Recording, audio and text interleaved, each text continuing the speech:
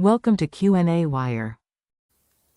Alright, so we need to find how much work is needed to to assemble these. So the charge of each photon, right?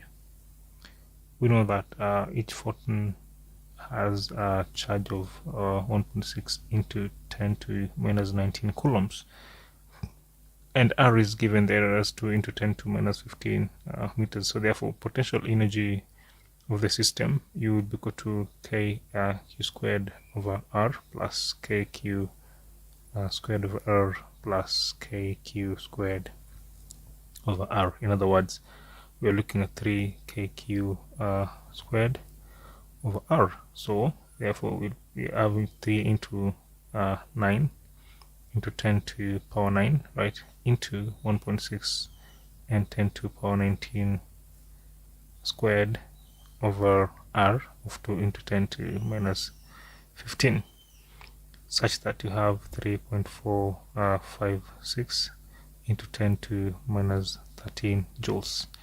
So therefore, you're looking at the work done being equal to this, right? Or you can convert this and say you have 2.16 milli volts.